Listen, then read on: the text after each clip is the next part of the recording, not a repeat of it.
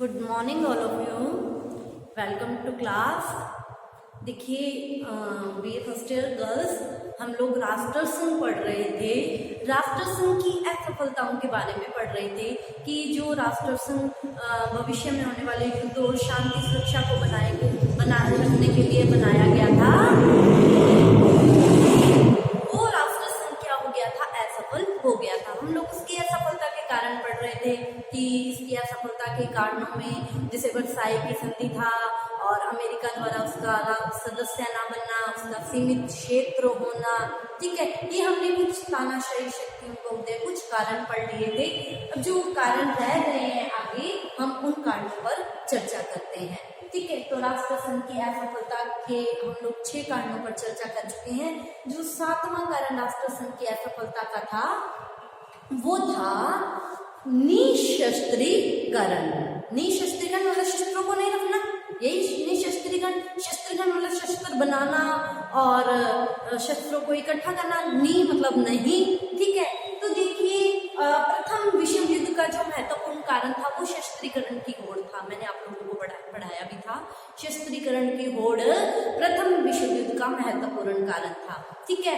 अतः जब राष्ट्र संघ बना था तो राष्ट्र संघ का जो संविधान बना था, जिसमें राष्ट्र संघ की धाराओं को लिखा गया था, उसमें राष्ट्र संघ के संविधान की 8वीं धारा में निशस्त्रीकरण पर बल दिया गया था, ठीक है, कि राष्ट्र संघ के सदस्य अपने यहाँ शस्त्रीकरण नहीं करेंगे, ठीक है। निशस्त्रीकरण पर बल दिया गया था ताकि शस्त्रीकरण नहीं होगा तो क्या है, भविष्य में युद्ध नहीं होंगे, ठीक है। लेकिन इसके संविधान की 8वीं धारा में ये जो निशस्त्रीकरण का प्रावधान किया गया था, इसमें राष्ट्र संघ सफल नहीं हो सका, ठीक है। तो देखिए वैसे तो राष्ट्र संघ ने निशस्त्रीकरण के संबंध में अनेक योजनाएं भी बनाई थी, अनेक आयोग भी गठित किए, बहुत सारी मीटिंगें भी बुलाई, ठीक है।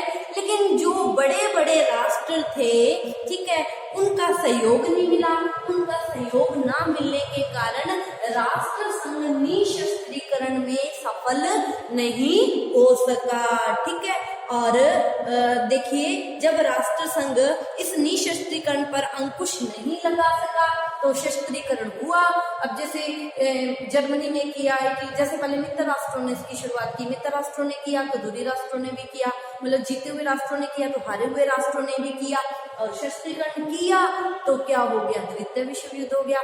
द्वितीय विश्व युद्ध हो गया तो राष्ट्र संघ असफल हो गया, ठीक है। युद्धों को रोकने के लिए था लेकिन युद्ध तो रुके नहीं, द्वितीय विश्व युद्ध हो गया। देखिए अगला जो राष्ट्र संघ की असफलता का कारण था वो था अंतरराष्ट्रीय दृष्टिकोण का अभाव। देखिए राष्ट्र संघ के सदस्यों में अंतरराष्ट्रीय दृष्टिकोण का क्या था, अभाव था। राष्ट्र संघ के जो सदस्य थे पूरे विश्व के बारे में नहीं सोचते थे, ठीक है, वो अपने अपने स्वार्थों के बारे में सोचते थे।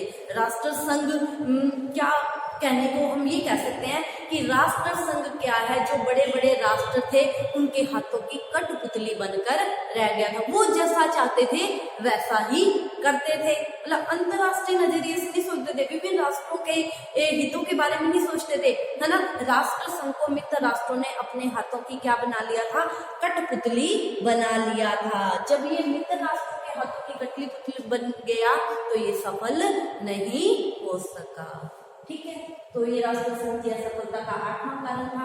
अब देखिए राष्ट्र संघ की असफलता का जो महत्वपूर्ण कारण वो था आर्थिक संकट। आप लोगों को पता है कि 1930 में आर्थिक संकट आया था, ठीक है।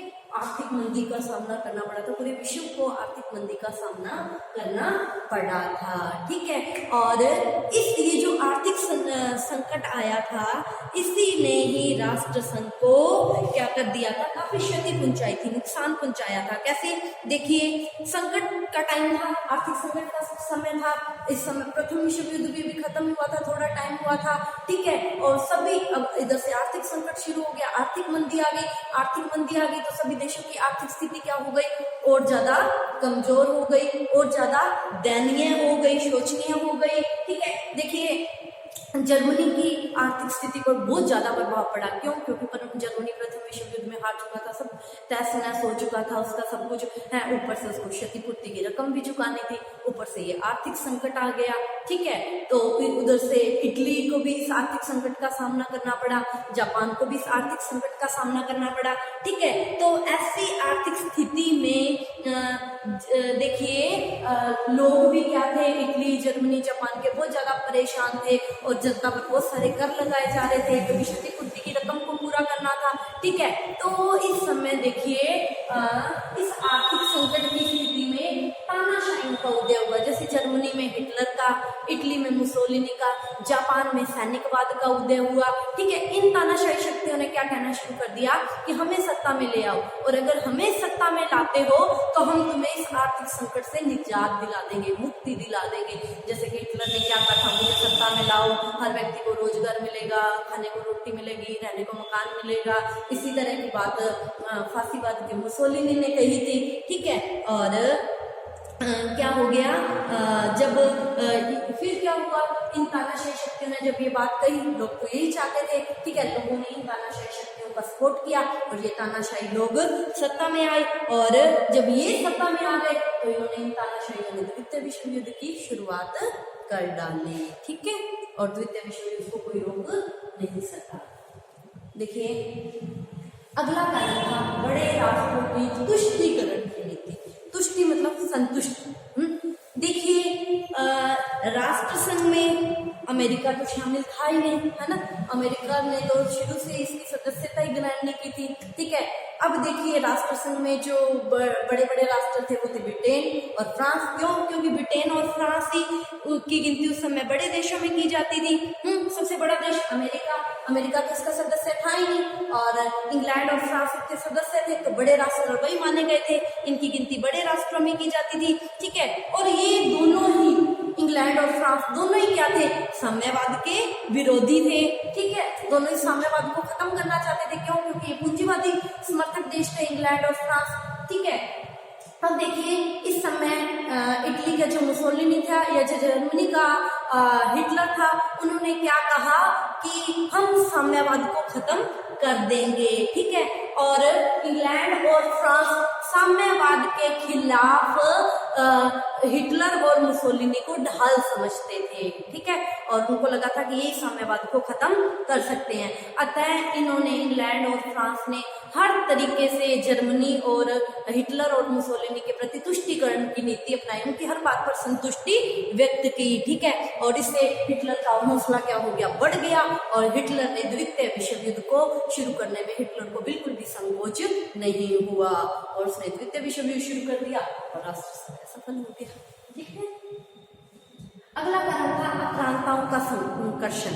इससे मतलब है कि जब छोटे छोटे राष्ट्रों पर आक्रमण होते थे, वो बड़े बड़े राष्ट्रों से अपील करते थे कि इस राष्ट्र ने हम पर आक्रमण किया है, तो जो बड़े बड़े शक्तिशाली देश होते थे वो हमेशा ही इन आक्रमण करने वाले आक्रांताओं को बचा लेते थे, ठीक है। जिससे छोटे छोटे राष्ट्रों का राष्ट्र संघ से विश्वास हटने लग गया और राष्ट्र संघ खत्म हो गया, ठीक है। अगला था राष्ट्र संघ के सिद्धांतों में अविश्वास। देखिए राष्ट्र संघ की स्थापना के समय इसके समस्त राष्ट्रों ने वचन दिया था कि हम इसकी जो भी धाराएं हैं, राष्ट्र संघ की जो भी धाराएं हैं, उनका पालन करेंगे, अपना उत्तरदायित्व पूरा करेंगे, ठीक है। उत्तरदायित्व की बात होगी, लेकिन जब इस उत्तरदायित्व को निभाने का प्रश्न आया तो बड़े राष्ट्र पीछे हटने लगे। जब बड़े राष्ट्र पीछे हटने लगे तो छोटे राष्ट्रों का विश्वास अपने आप ही से हटने लग गया और राष्ट्र संघ कैसे सफल हो सकता था, इसीलिए राष्ट्र संघ असफल हो गया, ठीक है।